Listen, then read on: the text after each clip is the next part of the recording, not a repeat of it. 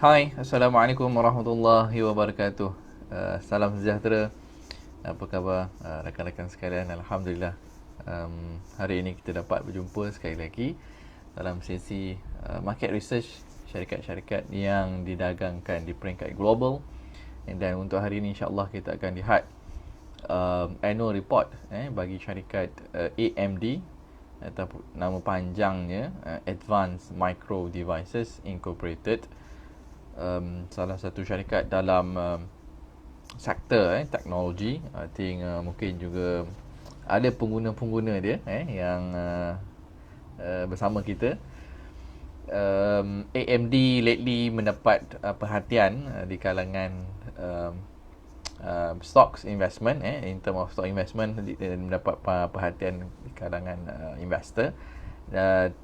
Malahan untuk dia punya processing, dia punya microprocessor juga mendapat perhatian pengguna AMD as compared to apa yang biasanya mungkin kita dengar Intel. So dulu Intel, I think most komputer kalau kita nak beli tu dia dah ada Intel processor inside. Tapi sekarang banyak yang kita dah nampak, kalau bukan Intel, ia adalah AMD. Okey. So dua ni adalah dua syarikat yang bersaing dalam kategori yang sama, dan insya-Allah kita akan lihat dengan lebih details apa lagi yang ada di dalam syarikat yang bernama AMD ataupun Advanced Micro Devices. Alright. Jadi seperti biasa, kongsikan video ini, please share this video kepada rakan-rakan anda, kepada keluarga dan juga sahabat anda yang anda mungkin ada antara mereka yang tercari-cari dan nak belajar berkenaan dengan saham global. So insya-Allah saya sediakan secara percuma dan juga secara santai. Okey, hanya anda perlu duduk di rumah ataupun di tempat bekerja ataupun di mana-mana, mungkin tengah makan kat luar dan sebagainya. Mudah sekarang ni nak belajar. Hanya perlukan internet connection dan juga phone. Sudah boleh start untuk belajar. Dan sekiranya anda boleh dengar suara saya dengan jelas, anda boleh komen dengar, dan sekiranya boleh nampak skrin sharing saya, boleh komen nampak. Okey, sementara saya test device saya di sini.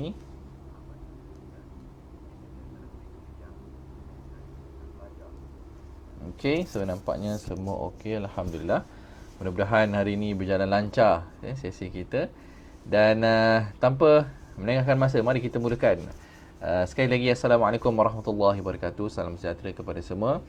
Terima kasih kepada yang bersama dalam sesi hari ini, sesi berdasarkan annual report syarikat AMD ataupun Advanced Micro Devices. Dan jutaan terima kasih kepada yang dah kongsikan video ini kepada rakan-rakan ataupun di wall anda. Okey. Sebagai disclaimer, so sesi ini tidak memberikan sebarang buy call, tidak memberikan sebarang sell call, dan tidak memberikan sebarang nasihat pelaburan. Sebarang risiko pelaburan dah di atas diri masing-masing, dan sekiranya anda perlu mendapatkan nasihat profesional, dapatkan daripada mereka yang profesional dan juga berlesen berkenaan dengan pelaburan anda. Okey. Dan juga mungkin ada di antara pendengar yang masih belum kenal saya, mungkin first time jumpa video saya ni. Okey, so izinkan saya memperkenalkan diri saya. Nama saya Ahmad Arif bin Zulkifli, merupakan lulusan sarjana muda dari UiTM dalam jurusan Civil Engineering, dan juga currently saya memiliki professional qualification sebagai Syariah Registered Financial Planner bersama dengan MFPC, dan juga currently memiliki dua jenis license, iaitu FPMR bersama dengan SIDC, dan juga Unit Trust License bersama dengan FIMM.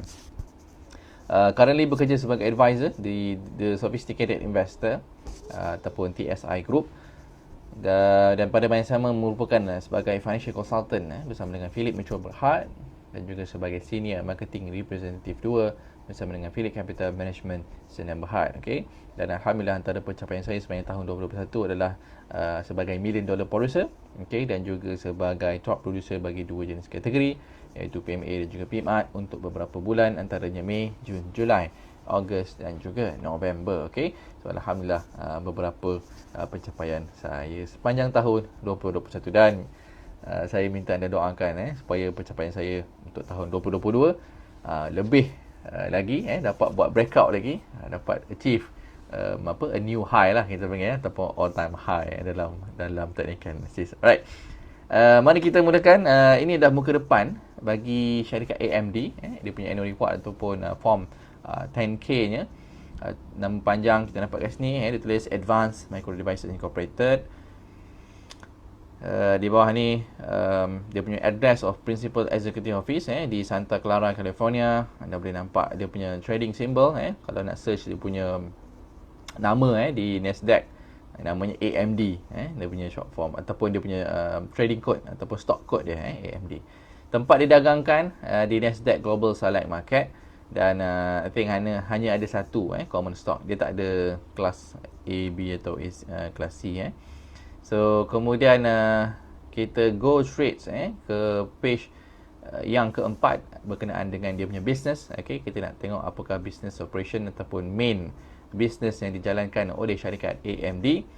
Yang pertama kita nampak kat sini, in general we are global semiconductor company primarily offering. Okay, so yang pertama kita kena faham AMD adalah syarikat semiconductor. So kita nampak kat sini semiconductor company, primarily offering. Apa jenis offering yang dia buat ataupun yang ditawarkan, produk yang ditawarkan ada dua jenis. Yang pertama x88 microprocessor, standalone devices or incorporated into the accelerated processing units, APU, chipset, discrete and integrated graphic processing units, GPU, data center and professional GPUs, and development services. Okay, so yang pertama service produk yang ditawarkan untuk semiconductor adalah dalam bentuk microprocessor, sama ada dalam bentuk standalone ataupun integrated untuk APU, GPU dan juga GPUs. Yang kedua, produk yang ditawarkan adalah bentuk server and embedded processor, semi-custom system on chip, product development services and technology for game consoles. Okay, so ini jenis produk offering kedua. Untuk server, kegunaan server, embedded processor, SoC, system on chip, dan juga teknologi untuk game console. Alright, so itu serba sedikit memang a brief explanation berkenaan dengan syarikat AMD, apa yang dia jual ataupun apa yang dia hasilkan. Dan dekat sini juga dia ada mention berkenaan dengan pending execution, ada acquisition yang masih belum terlaksana bersama dengan syarikat Thrones Merger Sub Incorporated, okay, yang bernilai okay, transaction valued at 35 billion. Terus yang ini as of report ni dikeluarkan, masih belum terlaksana, belum selesai dia punya acquisition tu. So acquisition yang bernilai 35 billion US dollar, bukan sikit-sikit ni. Alright, so kemudian additional information boleh nampak kat sini, dia punya company dah incorporated since 1969 lagi, okay, dan juga di public ataupun dia listed sejak 1972. So hanya 3 tahun selepas incorporated terus go for listing. Laju betul. So 1969 1972, 3 tahun cukup terus pergi go for listing dekat Nasdaq. Okay, right, apa lagi di sini untuk SEC filing. Industri, okay, ini industri yang diterlibat untuk syarikat AMD. Pertama, computing and graphic. Okay, so computing of course macam central processing units, CPU. Untuk grafik, all the GPU dan juga GPUs. Dan apa lagi, system on chip, system on chip, SoC, ini integrated punya ni. Kemudian ada dalam chipset, untuk produk-produk penghasilannya dalam sama ada desktop ataupun notebook, laptop ataupun yang 2 in 1, yang boleh jadi tablet dan boleh jadi notebook, itu dipanggil 2 in 1. Produk-produk dia untuk AMD, yang kita pernah biasa dengar, AMD Ryzen, AMD Athlon. So ini antara produk-produk yang dihasilkan. Untuk desktop ada banyak lagi, dia ada Ryzen tu pun ada banyak jenis, Ryzen 9, Ryzen 7, Ryzen 5, even nanti Ryzen 3 pun ada. So dia ada berbagai jenis Ryzen. Dan juga tidak lupa AMD Athlon. So kemudian bawah ni dia explain further berkenaan dengan marketnya, berkenaan dengan produk-produk yang tadi tu lebih details. Dia bagi elaborations on dia punya product offering. Satu lagi, okay, so in the enterprise and embedded custom, semi custom, ini juga salah satu income dia melalui enterprise, embedded and semi custom. The enterprise, embedded and semi custom market address the needs for computational and visual data processing in the server, embedded computing device and custom design computing device markets. We service this market with our CPU, GPU, APU and customized design system on chip product. Okay, so dia ada juga semi custom. So yang tadi tu macam ready made lah, dia punya produk dia hasilkan dah orang guna. Yang ini nak kena custom. Mungkin ada nak buat server yang bukan typical punya design. So AMD juga dia ada menghasilkan service produk yang semi custom ni untuk market yang tersendiri. Okay, nanti kita akan lihat dua jenis business ni. Yang tadi tu ready, yang dah ready made punya produk dengan semi custom ni, mana paling banyak contribute untuk dia punya revenue, mana yang profitable, mana yang less profitable dan sebagainya. Itu kita akan nampak daripada bahagian financial data nanti. Okay, so ini kegunaan tadi tu untuk semi custom, server, embedded, semi custom. Okay, kemudian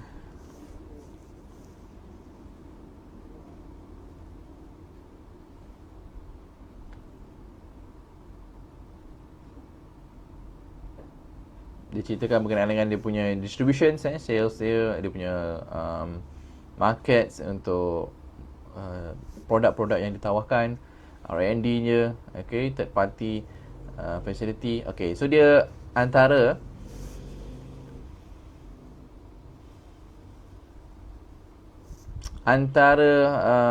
third party dia punya supplier ataupun so-called supplier lah. We have a foundry arrangement with Taiwan Semiconductor Manufacturing Company Limited, TSMC ni. I think ramai orang kenal syarikat ni. For the production of wafer for certain product, including the production of all 7 nm products, 7 nanometer products ni. So dia antara dia punya supplier dia adalah daripada Taiwan Semiconductor.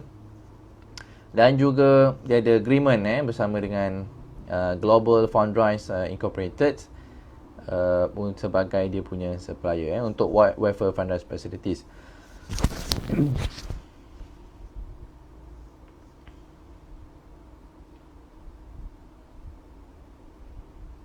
Okay.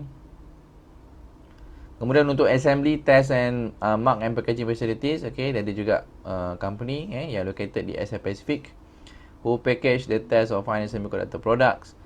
We are party to two assembly test and mark and pack joint venture collectively the ATMP JVs with Tongfu Microelectronic dan the majority of ATMT service are provided by the ATMT JVs ni tadi dengan Tongfu Microelectronic.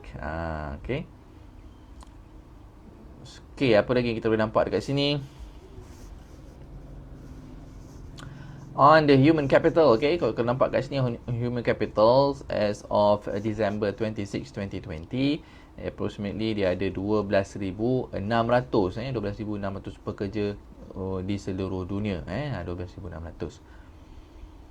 Kemudian dia mention dekat sini berkenaan dengan dia punya mission, vision. Apa vision dia? Okay, vision dia high performance computing in transforming our life. Mission, build great products that accelerates next generation computing experience. Okay, so itu visi dan misi bagi syarikat AMD. Kemudian dia punya culture, ni dia punya culture dia, okay, belonging and inclusion, total rewards, development, environmental regulations dan lain-lain. Okay, so itu bahagian HR selesai. Kemudian page ke-17 dia ceritakan berkenaan dengan all the risks yang associated to this company, antaranya economic and strategic risk, operational and technology risk, legal and regulatory risk, Xilinx merger acquisition risk. Okay, ini salah satu dia punya merger and acquisition, okay, bersama dengan syarikat Xilinx. Liquidity and capital resources risk, general risk, economic and strategic risk dan lain-lain. Semua COVID-19 punya risk juga ada dimasukkan dalam bahagian dia punya risk ataupun dalam bahagian risk managementnya. Okay, so memang panjang bahagian risk ni, anda boleh go through dengan lebih details. Dia ada elaboration setiap daripada sub risk tadi tu, dia ada dia punya elaboration dia, macam mana dia nak cater. Okay. Kemudian kita masuk kepada part yang kedua. Part yang kedua ni on the stockholder market for registration common equity related stockholder matters and issuer purchases of equity securities. Okay. So yang ni kita nampak kat sini dia mention ada as of 22nd January 2021 ada lebih kurang 4,155 registered holder of our common stock. Okay, but even though ini numbernya yang seperti biasa kita tahu dia adalah didaftarkan di bawah stock broking ataupun institution, but the real beneficiaries mungkin lebih daripada 4,155 ni. So yang ini yang didaftarkan yang daftarkan sebagai common stocks. Kemudian bawah ni kita nampak on the comparison dia nak comparekan antara performance AMD compared to S&P 500 index dan juga S&P 500 semiconductor index. So memang nampaklah terpacak naiknya kat sini tinggi macam ni AMD. Yang petak ni is in the S&P 500 index paling rendah, manakala S&P 500 semiconductor index atas sikit. So meaning to say kalau invested 5 tahun lepas 2015 lah mula invested $100 currently kalau invest dalam AMD $100 5 tahun lepas sekarang dah jadi 3,144. Nampak memang tinggi ni, dia naik spike. I think this is since 2018 ke 2019 pun dah ada peningkatan. Dan naik 2019 tu naik lagi during tahun 2020 naik lagi kat sini. Okay. So kalau S&P 500 invest 100 5 tahun lepas, currently as of yang ni date tahun 2020 26 bulan 12 2020 ni jadi 199. Kalau $100 invest dalam S&P 500 semiconductor index jadi 331. Okay, so itulah just sebagai comparison dia. But again ini bukan by call. Okay, pada page yang ke-41 kita boleh nampak dekat sini dia punya selected financial data. Apa yang kita boleh nampak, the first one is on the net revenue. Okay, so net revenue kita nampak kat sini dia bagi 5 tahun since 2016, 17, 2018, 2019 dan juga 2020. So in term of revenue memang ada nampak peningkatan from year to year. Dan on 2020 dia punya revenue paling tinggi dalam 5 tahun iaitu sebanyak 9.7 this one in billion 9.7 billion US dollar. So ini paling tinggi dalam tempoh 5 tahun.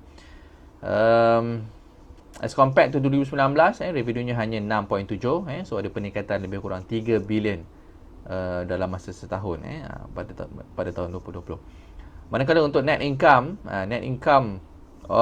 nampak drastik juga peningkatannya.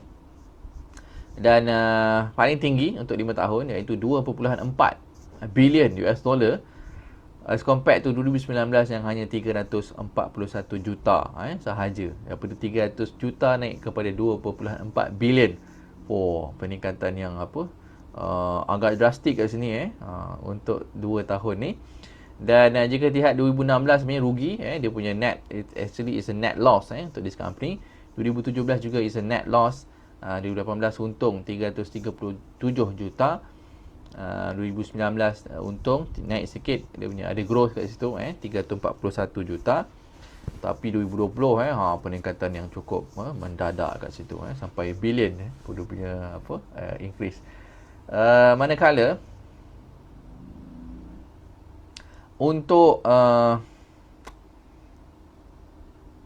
long term debt net and other long term liabilities nampak kat sini ada berlaku pengurangan daripada 1.5 bilion, 1.4 bilion, 1.3 643 juta menurun tahun 2020. Last ni kat sini tahun 2020 long term debt je hanyalah 507 juta US dollar. Dan total asset juga kita nampak ada peningkatan from year to year. So latest total asset untuk tahun 2020 adalah 8.9 billion US dollar. Okay, so dekat bawah ni dia ada sambung untuk management discussion and analysis. Okay, so dia bagi juga introduction sekali lagi berkenaan dengan business operations ya. Okay, dan juga dia ceritakan dalam wording so peningkatan dari segi revenue, peningkatan daripada segi dia punya profit. Okay, kat bawah sini. Kemudian order products yang dilancarkan pada tahun 2020, antaranya yang inilah, we introduce a numbers of 7 nanometer products during the year, including third generation AMD Ryzen, Ryzen 3, Ryzen 3 ni ada banyak, 3100, 3300X, kemudian Ryzen 9, Ryzen 7, Ryzen 5 dan lain-lain. So ni dia punya produk-produk yang dilancarkan pada tahun 2020. Okay.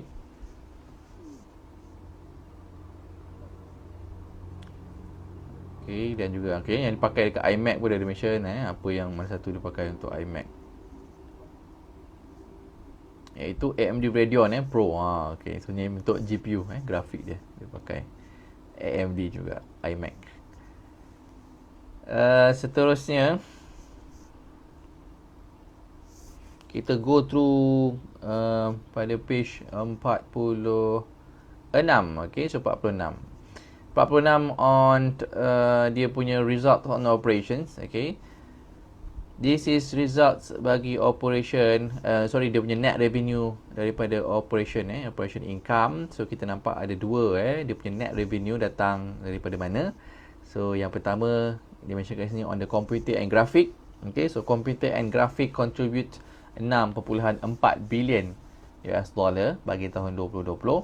Manakala yang kedua revenue yang datang daripada enterprise, embedded and semi custom tadi yang kedua ni.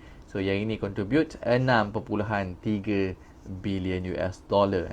So ada dua main ataupun major source of income bagi syarikat AMD. Pertama computing and graphic. Computing yang itulah CPU, APU semua tu, grafik yang GPU dan lain-lain tu. Enterprise dan embedded ni yang untuk custom tadi tu, untuk server, sistem dan sebagainya. So ini dia punya dua revenue bagi syarikat AMD ni, main revenue dia. So yang paling tinggi computing grafik 6 billion. So yang enterprise half 3.3 billion. So total up 9.763 9.763 billion datang pada tahun 2020. Manakala income, so operating income untuk computing and graphic daripada revenue 6.4 billion tadi, untung adalah 1.2 billion. Okay, however bagaimanapun untuk enterprise, embedded and semi custom, walaupun revenue tadi 3.3 billion, dia punya profit ataupun net income-nya adalah 391 juta sahaja. So 391 juta sahaja. So sebenarnya kalau in term of profit and income dia tu dia taklah half so dia sebenarnya kurang lagi. So yang paling banyak untung kat sini nampak computing and graphic so the total kat sini 1.3 dia punya total operating income dia. Manakala kita tengok pada page yang ke-48. Okay, so page yang ke-48 on the liquidity and capital resources, cash and cash equivalent dan juga short term investment tahun 2020 dia ada 2.3 billion as compared to 1.5 billion pada tahun 2019. So ada 2.3 billion dia punya cash equivalent dan juga short term investment so in billion. So banyak jugalah in billion. Kemudian kita beralih ke page yang ke-52 on the consolidated statement of operations. Okay, this one is kita nak tengok berapa yang digunakan di dalam operasi syarikat AMD. So revenue kita nampak 97 tadi, cost of sales 5.4, so gross profit at 4.3 billion. Manakala untuk R&D research and development digunakan sebanyak 1.9 billion almost 2 billion kat sini. Equivalent I think around 20%, okay, around 20% dari dia punya revenue digunakan untuk R&D. So which is I think almost the same throughout dia punya peers ataupun dalam sektor yang sama untuk syarikat-syarikat yang lain yang pernah kita go through sebelum ni. So lebih kurang 20% lah, around there, plus and minus. Manakala untuk marketing general and administrative 995 juta kat sini, ataupun lebih kurang 10%, lebih kurang 10% I think kat sini, 10 atau 11% untuk marketing dan juga administrative 10% daripada dia punya revenue. Also I think more or less around that untuk ni. Tapi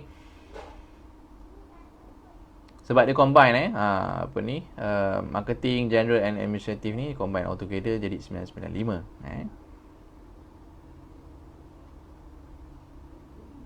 So total up operating income dapat 1.3. Income tax 1.2 billion. Okay. So total up dia punya net income 2.49 billion so kat sini net income. So yang ni EPS from year to year meningkat. So 2020 memang nampak drastic lah because dia punya profit juga naik mendadak. So EPS kita nampak reflected sama juga meningkat. Okay, seterusnya ini bagi 2018 juga. Okay, dia bagi 2018. Right. Apa lagi yang kita boleh tengok yang ada dalam AMD ni adalah pada page yang ke, ini balance sheet so anda boleh go through kat sini, the balance sheet or the assets dengan liabilities apa yang dia ada. Kemudian on the stockholder equity dia punya common stock dia untuk issuance apa, ada exercise ke, vested ke, semua boleh tengok kat situ. Kemudian on the cash flow page 56 ni dia punya cash flow. Okay, kemudian this is on the notes to consolidated financial statement. Okay, dia punya notanya anda boleh baca kat sini, dia punya huraian lah. Daripada tadi tu data dalam table, yang ni dia bagi huraian. Okay, so kita move on to page 64. Okay, so page 64 kita boleh nampak kat sini note yang keempat, dia mention on related parties equity joint venture. Okay, so kita nampak kat sini all the joint ventures yang AMD ada bagi beberapa tahun. So kita nampak kat sini yang pertama ATMP joint venture yang tadi tu dengan Tongfu Microelectronics. Actually dia owns 15% equity dalam JV company tu. So in the rest tu I think owned by Tongfu Microelectronics lah. Yang ni yang untuk buat testing tadi tu, assembly, test, mark and packaging tu, ATMP dengan Tongfu. Dia ada 15% equity. Apa lagi yang ada? THATIC, THATIC mungkin sebutan saya salah, minta maaf. So dia kasi nampak THATIC joint venture adalah JV yang kedua dia ada bersama dengan syarikat Highgon Information Technology Company Limited. Nama JV company tu is THATIC lah, dipanggil THATIC ni. Kemudian apa lagi yang dia ada? Okay, so yang dia mention kat sini hanya ada dua tadi tu. Pertama yang atas ni dengan Tongfu Microelectronics, yang kedua bersama dengan Highgon Information Technology. Itu dua jenis agreement, yang JV agreement yang dia ada. Mostly dua-dua tu dengan syarikat from China dari China. Alright, so kita teruskan bawah ni anda boleh go through sendiri. Ini untuk debt future debt yang dia perlu dijelaskan tahun 2022 sebanyak 312 juta. Manakala untuk 2026 sebanyak 26 juta. So ada dua long term lah ni, so called untuk 2026 ni, long term debt. Okay,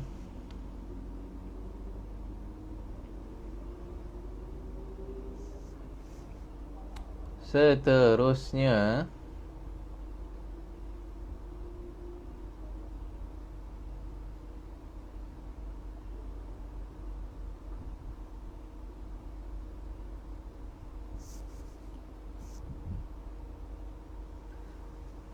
Anda boleh nampak kat sini berapa numbers of share yang granted, yang exercise. This one untuk stock option, stock option activities. Okay, so stock option mungkin untuk staff, mungkin untuk management, yang dia boleh yang dia bagi in term of compensation lah kepada employees dia. Stock option ada berapa dah vested, berapa granted, berapa remaining dan sebagainya. Kemudian ini on the retirement benefits. Okay, dia bayar lebih kurang 75%, dia match to the employee punya contributions. Yang ini untuk 401k lah. Di US dipanggil 401k. Kita mungkin EPF lah, ataupun PRS ke, ataupun pension untuk government lah, pension fund.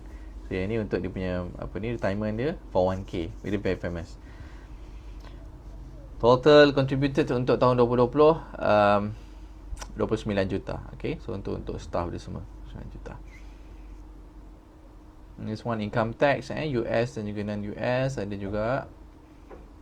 Okay, page ke 76.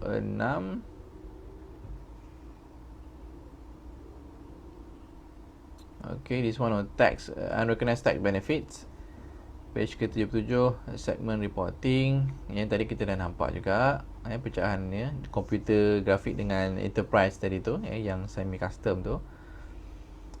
Okay, page ke-78. Okay, so page ke-78 kita boleh nampak dia punya table yang summarize sales tu datang daripada negara mana. Okay, in term of dia punya geographic location. Okay, so yang pertama paling banyak contribute untuk dia punya revenue adalah sebenarnya daripada China. So China including Hong Kong contributed the highest revenue bagi syarikat AMD, yang mana daripada China datang 2.3 bilion US dollar kepada AMD. Yang kedua adalah US, US market 2.2 ataupun almost 2.3 jugalah. 2.29 bilion US dollar datang daripada US market. Okay, so even though dia adalah syarikat di US, okay, tapi main customer dia, main dia punya clients dia datang daripada China.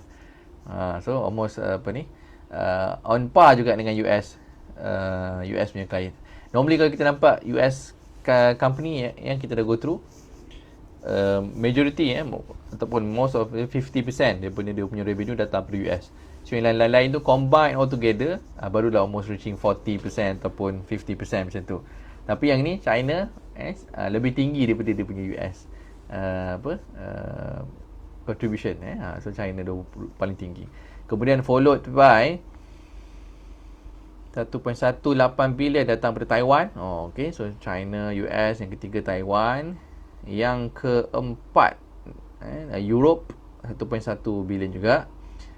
Kemudian followed by Singapore. Okay, so Singapore 1.09 bilion. Okay, so Singapore pun banyak gunakan produk dia mungkin. Dan yang terakhir, okay, yang paling rendah kat sini in term of country, Japan 1.03 bilion US dollar. So others country combine all together hanya 716 juta. So itu susunan dia. Yang dia bagi ni dia tak ikut order. So yang ni mungkin dia bagi just ikut suka dia lah dia susun. Tapi yang tadi tu yang saya sebutkan mengikut yang paling tinggi dan juga yang paling rendah. Okay, so Singapura tak terketinggalan. Mungkin Singapura ada banyak kilang sebenarnya yang proses, gunakan dia punya processor ke GPU dia tu untuk assemble dan untuk distribution. Okay, apa lagi kita nampak kat sini, property and plants dia ada dekat negara mana. So US ada 421 juta nilai property dia, equipment dia, dan juga kira asset dia lah, property dengan equipment dia. Kedua Canada ada 126 juta kat situ, China 34 juta, Singapura 32 juta, ada country 28 juta. Okay, alright.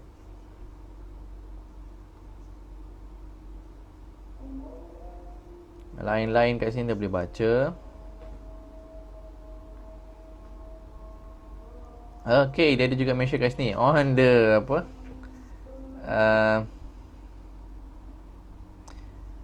lawsuit. Okay.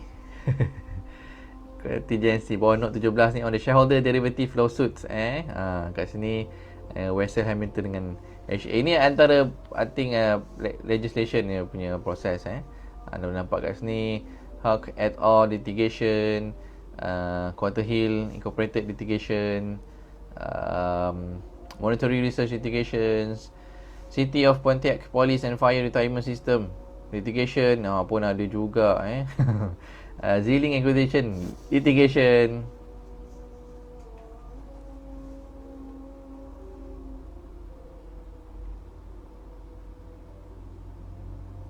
Kemudian apa lagi yang ada?